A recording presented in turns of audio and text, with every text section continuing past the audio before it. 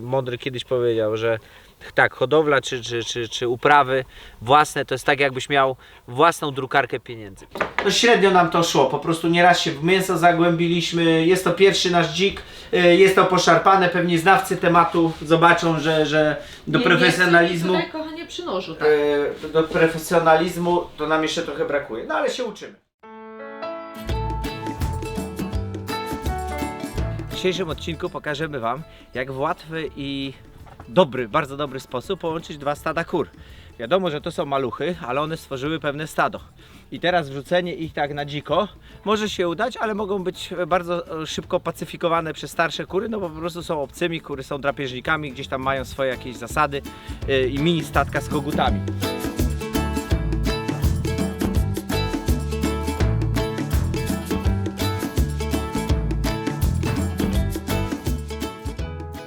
Co jest jeszcze potrzebne, żeby te całe zdarzenie miało miejsce? Potrzebna jest naczelna kwoka. Kwokę wpuszczamy do młodych kur, tak żeby... Nie wiem, Klaudia, to cię nie podejrzewałem. Proszę, za często nie chciałbym tego widzieć. Dobra, czyli naczelna kwoka robi hop. Jak już ją wrzucę, to opowiem Wam co dalej.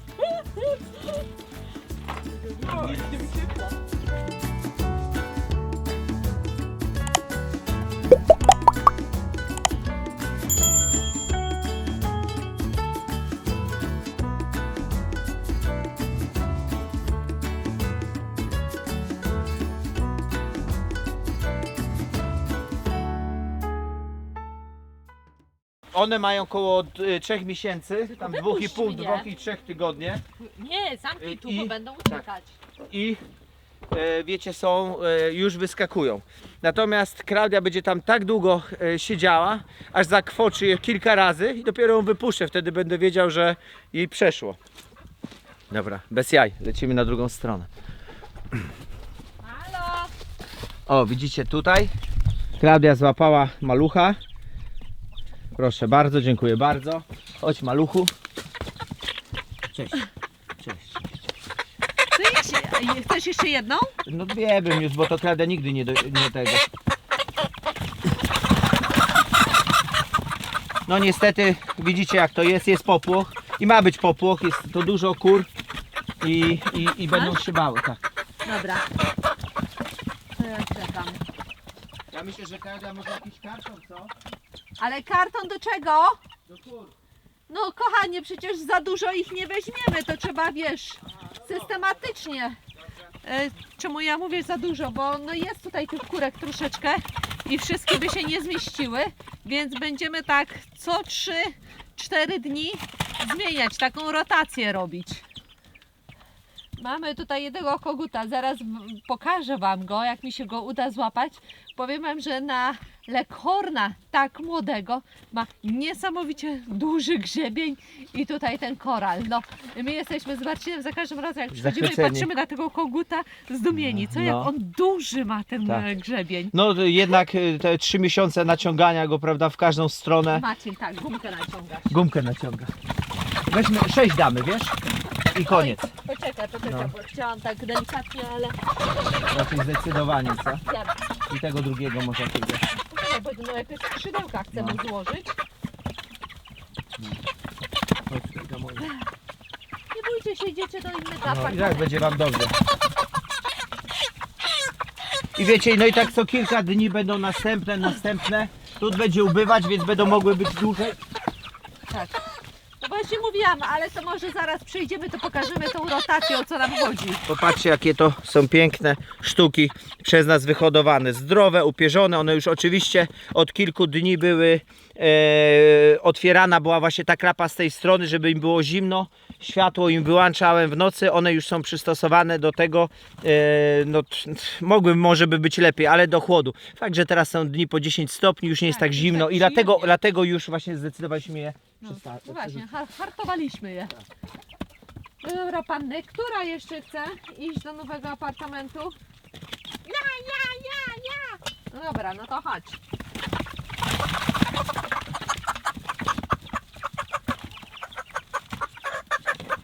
No już, kurko. No co, zaraz pójdziesz? Zaraz. Tak, gada. Ci śpię? Tak, wypuszczę. Ale może później. Sieć.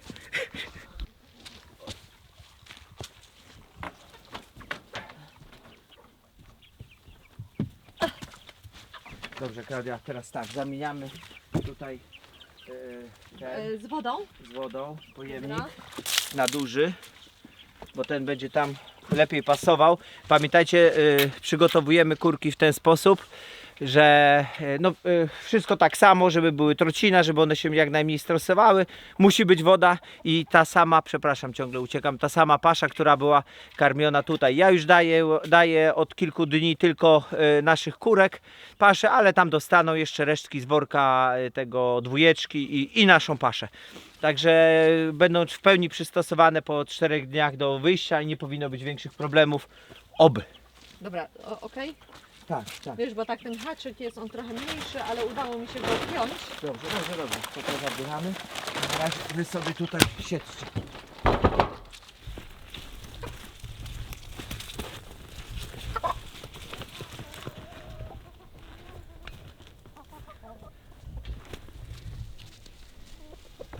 Niedawno widzieliście u nas mróz, zimę.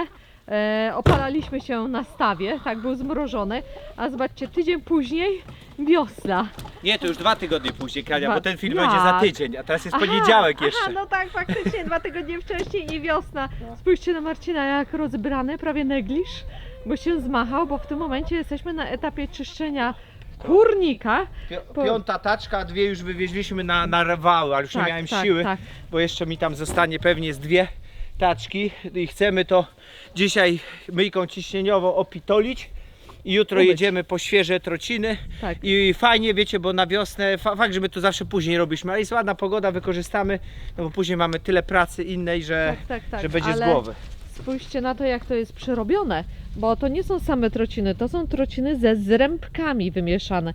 I powiem Wam, że tych zrębek, no gdzie jeszcze coś widać, ale jest to tak już po prostu przekompostowane, przerobione przez kurki. To jest tutaj pół roku. Marcin, mówisz? Gdzieś tak, nie może 5 miesięcy. Tak. No pięknie przerobione, powiem Wam. I nie to, że to śmierdzi jakoś wybitnie, prawda? Nie śmierdzi. Nie śmierdzi. Czym już jest wilgotnawe. Tak. Nie jest ciapowato, wilgotnawe, nie jest takie, wiecie, żebyśmy mieli jakieś obawy, kury nie chorują, jakieś mykoplazmy, czegoś tam nie łapią, ale już było wilgotnawe. To można pokazać, Klaudia, dodawaj No tutaj dobrze, gdzieś. no to już wchodzę, to ja idę z drugiej strony. No, Ups! Jeszcze kury mi nad głową latają. no popatrzcie, jak to wygląda, nie wiem, ja tam, to chodź, Klaudia, może tu, bo to nic nie będzie z daleka widać, pokażę mniej więcej. O, widzicie, to nie jest jeszcze się nie zbryla, no w niektórych może miejscach się zbryla, ale generalnie jeszcze to nie jest ciapa, daleko temu do ciapa. Ale porządek, bardzo się cieszę, ja lubię cholernie porządek robić w rolniku, Nie grzechocz! fakt, że pewnie za miesiąc będzie tak samo obsrane, no bo kury No. mają tendencję do srania. No oby nie, no dzisiaj jest piękny dzień, więc korzystamy z tego, No, że całe- to zdąży przeschnąć. Klaudia, tu jest 14 stopni tu. Co ty gadasz? Wow, niesamowite. Słońce grzeje, jest przyjemnie. Zaraz to wszystko, wiecie, wyciągamy, przeciągniemy kerszerem, Tak, tak samo z gniazdami. no wszystko, generalne sprzątanie. I jutro będzie trocina i mamy z głowy duży taki, to jest duży projekt, bo to trzeba się na tym naszorować. No trochę. No Marcin tutaj, ja jeszcze króliki tutaj też sprzątałam, oporządzałam, jeszcze zostało mi tutaj to miasteczko nasze, bo tam są 4 apartamenty zajęte. Zajebista sprawa, wam powiem, kurde, bo obornika produkujemy tyle, że nam się już nie chce go produkować. No dobra, ale wiesz co, to powiem Ci, że to naprawdę jest No. super. No, No. Brązowe złoto. brązowe złoto. No jeszcze nie jest do końca przekompostowane, No, dobra. ale też byśmy już chyba do takiego momentu. Może wiecie, w lecie jakby to przeciągnąć, tylko było to jest brudne i boimy się, żeby jakieś zarazy, to już nie o to chodzi, żeby tak się przekompostowało, ale jakby było troszeczkę bardziej może suche i takie wiecie, żeby, ja wiem, napowietrzone nawet jest. Nie mam pojęcia, no. Nie śmierdzi. Słomę, jak mieliśmy 2 lata temu chyba to było, tak? Czy kiedy to myśmy tak posiali Chyba te kury? tak, 2 lata temu chyba. Tak, myśmy tą słomę trzymali, grubo jej było. Słuchajcie, to był gnój. To był śmierdzący, skisły, to czuć było, że i nic dziwnego, że nam się pochorowały, nic dziwnego, że pół roku później mieliśmy przerąbane. Tak. Tu nic się nie dzieje. Także no mocno jesteśmy za trociną. Mocno. Widzicie, też głęboko tu jest. To tak, no głęboko myśmy dawali. Tu jest najgorzej, bo tu było poidełko. No Tak, to to wiadomo, zawsze. że one coś tam czasami go uderzyły, jakby było mało wody i ono upadło, więc reszta się wylało. No tutaj różne ceny i wejście, więc jak ze śniegiem czy coś, jak buty miały niewytrzepane ze śniegu. Ale zobaczcie jak głęboko. Tutaj naprawdę to fajnie widać, wiesz, jak wbijasz ten łopatę, bo No. tutaj jest, no zobacz, no prawie Prawie na łopata. szuflę. No na szuflę. No. Łopata czy szufla, co za różnica? A to jest szufla? No, Faktycznie, chyba to nie wiem co za różnica. Nie, to szpadel, co nie? To jest Szpadel, no właśnie, a Może i łopata, masz rację. szufla, no dobra. Masz rację, czepliwy jestem. Nie, ja się tylko zapytałam. Ale nie, masz rację, no. Czepliwy jestem, no. Tak, wiesz, dowal mi jeszcze, wiesz? Dobra, dowalić mu. Oj. No, dziękujemy Wam, kochani, za wspaniałe komentarze. Cieszymy się, że w jakiś sposób tam możemy pomagać, mimo że niektórzy jakby nie wierzą, że to jest możliwe i próbują nas tam wyliczać. No, Tak. staramy, ale to no, zapraszam, jak to komuś coś nie jest do końca nie pasuje, po prostu oglądajcie nas. My nie możemy za każdym razem powtarzać wszystkiego tego samego, bo jakoś nie czujemy potrzeby po prostu się powtarzania. A jeśli Wam nie pasuje, wszystko w filmach jest. I można, ale ważne jest to, żeby tak jak takiej pewnej pani odpowiedziałem, słuchajcie, to nie jest, my zakładamy, znaczy my nie zakładamy, my wiemy, że wy jesteście mądrzy i potraficie liczyć i zdajecie sobie sprawę, że wszystko kosztuje. Nie ma nic za darmo, to mówiliśmy już 100 razy. Nie, głupcy i leniwcy sobie nie dadzą rady. Klaudia na mnie patrzy dziwnie. I widzisz mój wzrok. Bazyliszka. Straszne. Najgorszy wzrok z jakichkolwiek wzroków. Jeszcze tylko gorszy wzrok to ma okulista. Pewno? Sprawdzam, czy mam faktycznie taki wzrok bazyliszka. Patrz.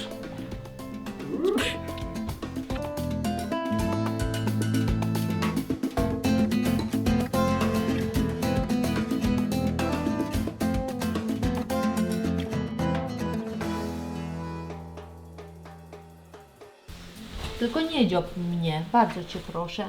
Ała, no wiedziałam, że będzie. No masz to jajko i tamto jajko. Już, spokojnie. Oj.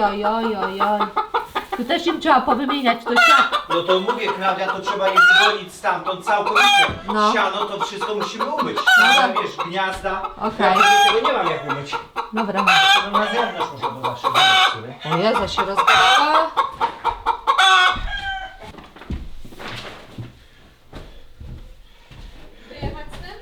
Dasz radę.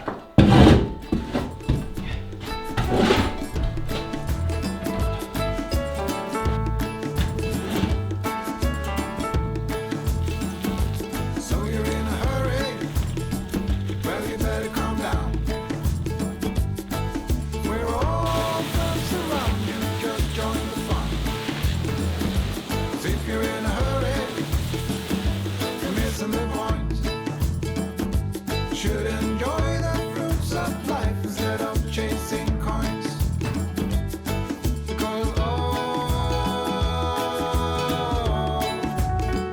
Because it's a beautiful day.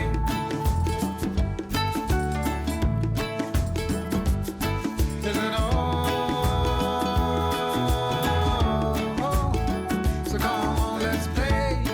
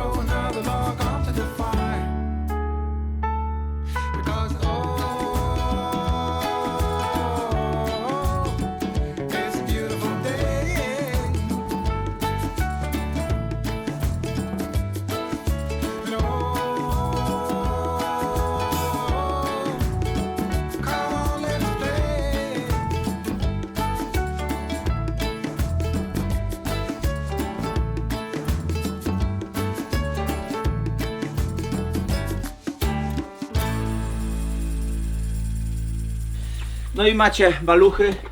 Tak gęsto, my wiemy, tutaj można by było Czekaj, się może trochę... tą paczkę weźmiemy, bo nie widać.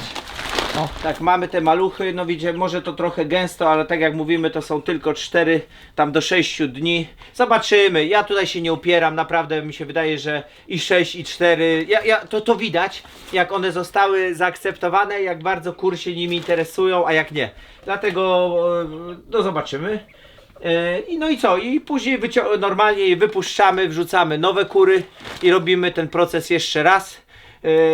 A one już sobie normalnie ganiają na ogół przez pierwszy dzień, 2 po kurniku, chociaż te, co bardziej ciekawsze, potrafią wyjść. Przez pierwsze dni od takiej, jak zaczynają wychodzić poza kurnik, generalnie na nie zwracajcie uwagę, bo mogą nie trafić do kurnika, zaczną wam się w jakichś tam szparach chować, one są na niżej w hierarchii i mogą być gonione przez kury. One zawsze będą chodziły ostatnie, mogą nie wiedzieć, że macie automatyczne drzwi, to jest oczywiste, które się zamykają, mogą nie zdążyć, pomylić się. Także, ponieważ są to kury, które bardziej sobie cenią letnią pogodę niż zimną, leghorny, a teraz jest, no, jakby nie patrzeć, zima, to no, one się skulą razem, one przetrwają noc, ale po co dziewczyny męczyć? no właśnie chciałam ciebie, żebyś mógł to dopowiedzieć, że przybywanie młodych kurek za starymi uczy zachowań, prawda? Tak, Rutyny kurnika. rutyny, kto pierwszy wchodzi do kurnika, to idzie najwyżej. Wiecie, wbrew pozorom, ja wiem, że nam się to wydaje może mało istotne, bo poradzą,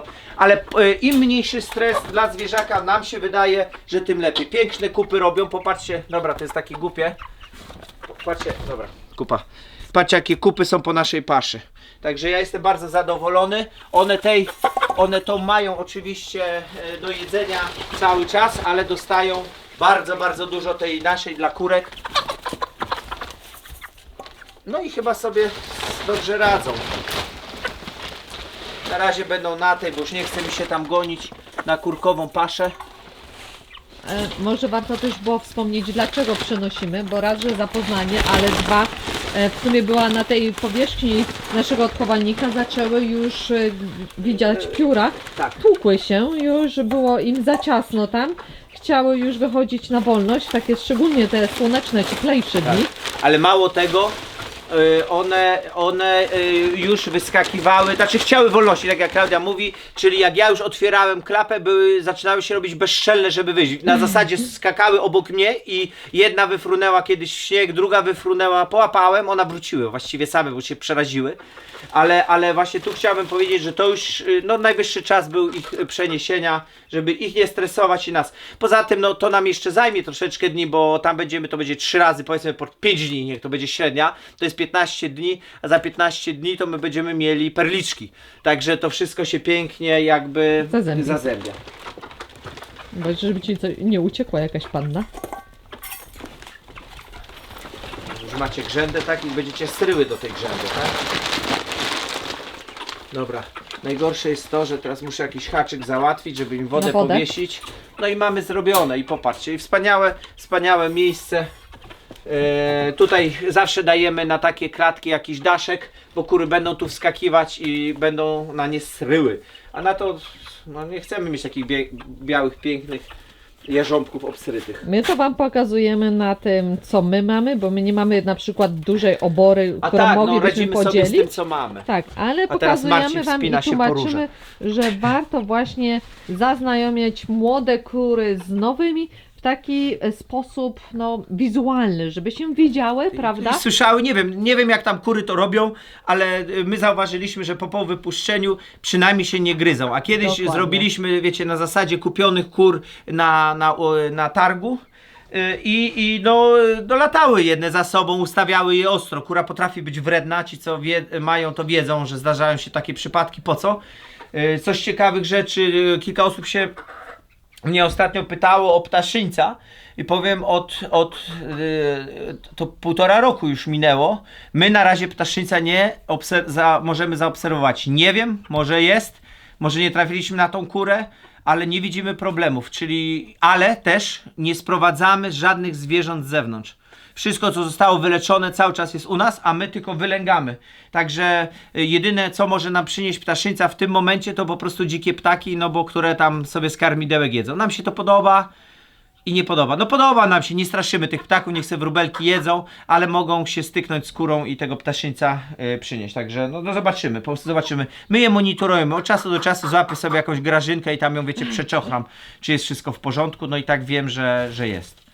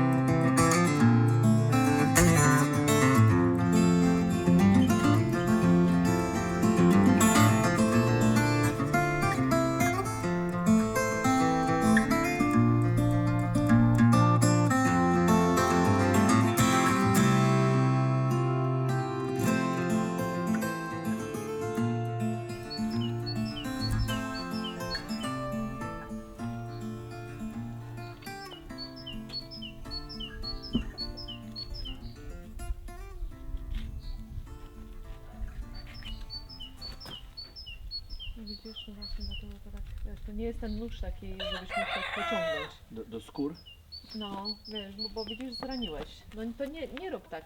Jak mam zrobić? No daj mi, ja spokojnie zrobię, sobie to po swojemu. A, po prostu ciąć. Tak, po kawałeczku. Ten nóż nie jest taki ostry, Tak. wiesz?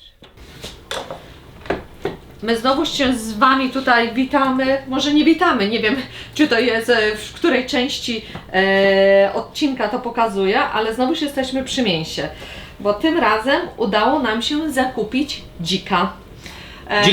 Dziki jest zły, dlatego u nas na stole wylądowała locha. Tak, to jest lożka, była lożka. Tutaj akurat kończę boczek, no wiecie co, możemy Wam powiedzieć z własnego doświadczenia. Jeżeli chodzi o króliki i kury, to bardzo dobrze nam idzie. Jesteśmy, Owce i super. kozy, powiedziałbym średnio zaawansowanie, Tak, ale z dzikiem. z dzikiem jeszcze nie. Problem jaki myśmy zanotowali, to są raz narzędzia. To jest taki bardziej narzędzie, wiecie, do filetowania, do właśnie jakby już poruszania się w mięsie, ale nie skurowania. Już odpowiednie zakupiliśmy noże do tego, one są bardziej okrągłe. No i nam chodziło o to, żeby z tego dzika, który był tłusty, a na ogół dziki to wiecie, no tak dużo tłuszczu nie muszą mieć. To nie są świnki hodowlane. No to chcieliśmy jak najwięcej tego tłuszczu wykorzystać, więc no średnio nam to szło, po prostu nieraz się w mięso zagłębiliśmy, jest to pierwszy nasz dzik, jest to poszarpane, pewnie znawcy tematu zobaczą, że do profesjonalizmu, Tutaj, kochanie, przy nożu, tak.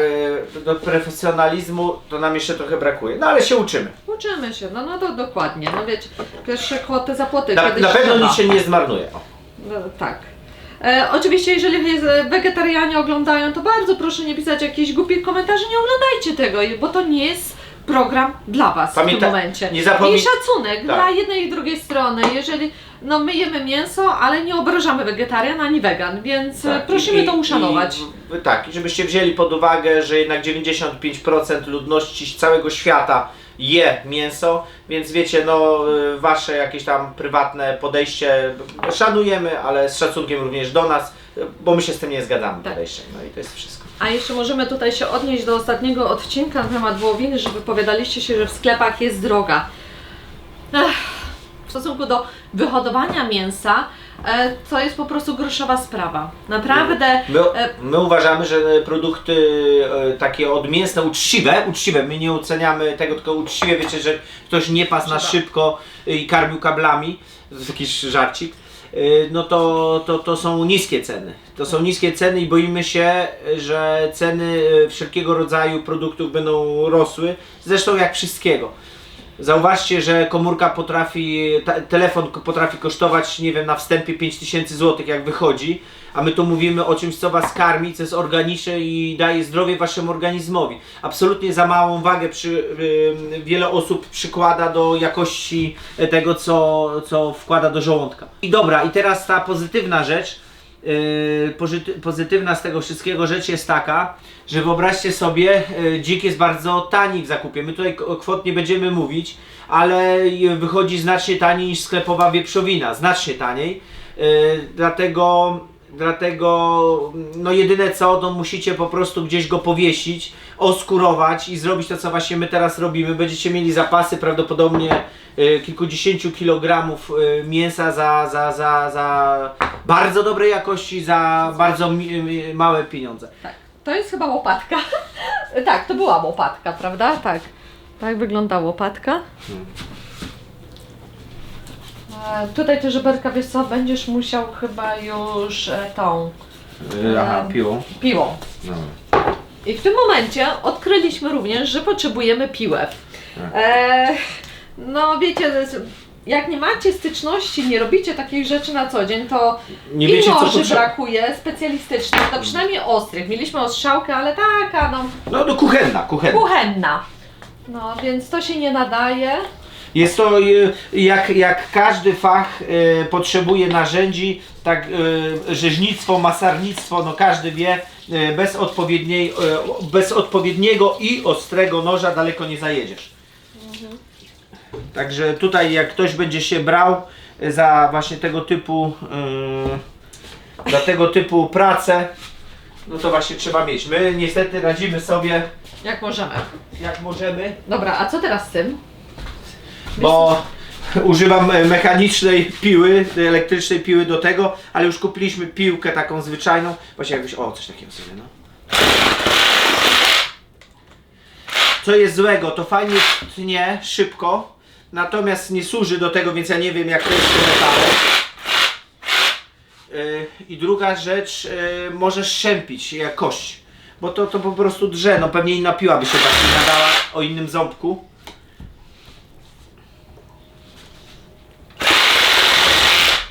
Dobra. Wsio.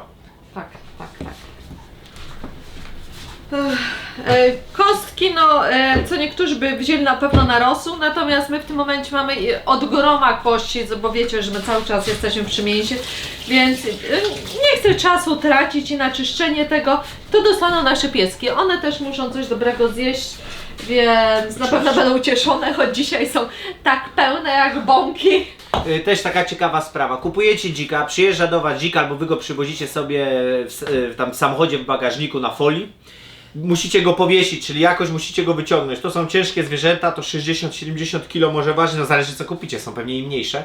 Ale musicie to wciągnąć, żeby wisiało do góry nogami, to pokażemy właśnie tam może urywek taki. Urywek. Nie będziemy się nad Wami pastwić, bo wiemy, że oglądanie, no mimo że lubicie gospodarstwa, to niekoniecznie chcecie widzieć obróbkę zwierząt. Ściągamy skórę, bo on już jest odflaczony, ściągamy tylko skórę, obcinamy głowę, no i dzielimy go na większe części, tak jak teraz widzieliście, co Klaudia obrabiała. Wrzucamy je do jakiegoś pojemnika potężnego z wodą, z dużą ilością zimnej wody Jest zimno na dworze, więc to nie ma znaczenia. Ta woda i tak, wiecie, no 0 stopni jest, więc nawet w lodówkach tyle nie ma. Ona sobie się odkrwawia, ta dziczyzna, tak nam poradzono. Później bierzemy ją właśnie tutaj na stół, obrabiamy już na mniejsze kawałki, takie gotowe na obiady i opisujemy i wakujemy i do zamrażarki. Najważniejsze na samym końcu jest to, tak nam też powiedziano, że oprócz tej wody, że to musi trochę sobie poleżeć, dziczyznę warto przemrozić, żeby skruszała. Że to jest bardzo dobry sposób na... Pewnie są inne, ale mrożenie jest dobrym sposobem, czyli nie zaraz powiedzmy, nie wiem, z wieszaka, czy zaraz po cięciu robimy kotleta, bo możemy się zdziwić, że jest twardy, tylko dajemy mu właśnie, przemrażamy i czy tam jakoś właśnie, nie wiem, może marynowanie w mleku. Ja nie wiem, jeśli nie wiem, że zmrożenie jest dobre. Przynajmniej dziczyzny. Dobra, mamy następne przynieść. Tak, tylko wiesz co, poczekaj, bo tu porządek robię trochę. Żeby się ogarnąć z tym Czy wszystkim. my mamy już zrobione żeberka w tym momencie? Tak. No i czekaj, tylko tą jedną dechę wezmę. Dobra.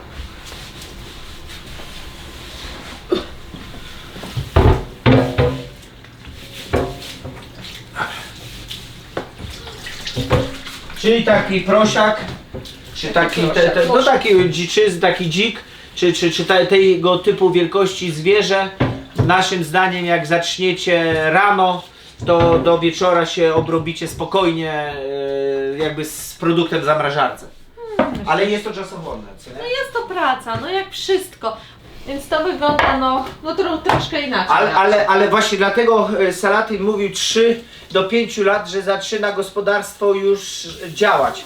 Pamiętajcie, my ciągle mówimy, my robimy na małą skalę, my inne mamy podejście do tego, jakby wiele rzeczy łączymy, ale żeby się utrzymać, wchodzicie prawdopodobnie w 1-2 produkty i większa skala. Trzeba opłukać. Jeszcze tutaj, o, to trzeba będzie powycinać. No tak, to my dopiero teraz czyścimy.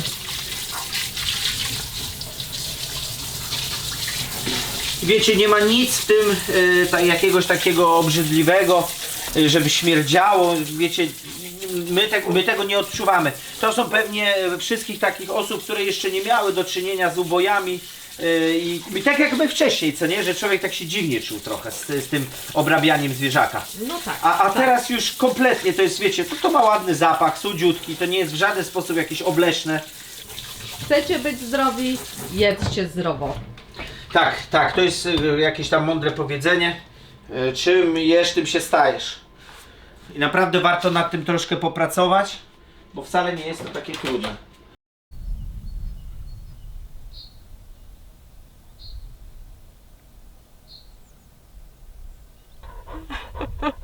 Zziajana, 18 stopni i pierwszy już jest zziany.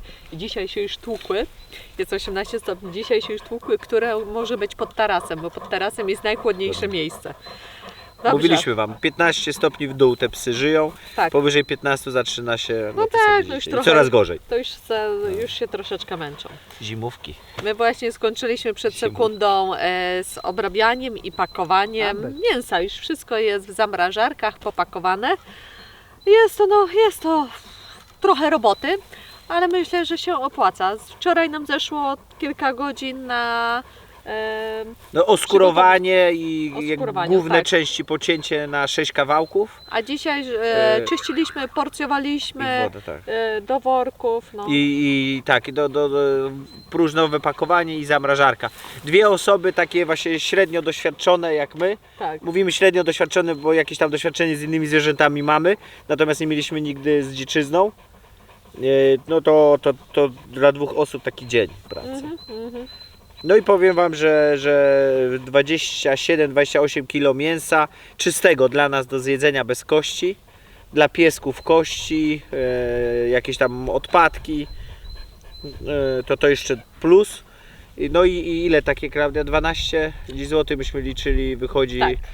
kilo, 12,60 jakoś 12, tak kilogram. tak, wychodzi kilogram dziczyzny, słuchajcie, z lasu, fajnego tego. Dokładnie. To nie Czyli jest taka... można tanio, no tylko trzeba chcieć i bardzo zachęcamy. I teraz tak, nasza cena to nasza cena, my nie mamy zielonego pojęcia, czy w kółkach myśliwskich obok, w innych częściach kraju jaka jest kwota za kilogram, żebyście nas za słowo nie łapali, broń Boże.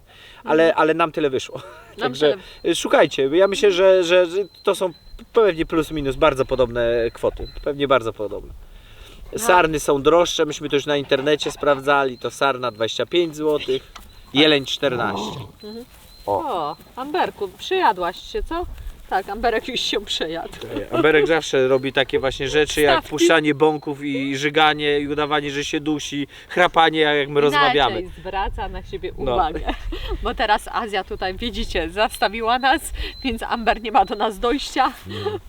No, dzień, pełen dzień roboty, ale warto, macie zdrowe mięso. Za zdrowe, bo grosze. też oczywiście było badane, tak jak wcześniej wspominaliśmy. Pokazywaliśmy, nie? To, Tak, ale zdrowe w tym sensie w stosunku do tych, no nie wiadomo jak ta wieprzowina, jakiego pochodzenia jest często w naszych tych sklepach. No, na pewno dzik na nic nie był szykawkowany.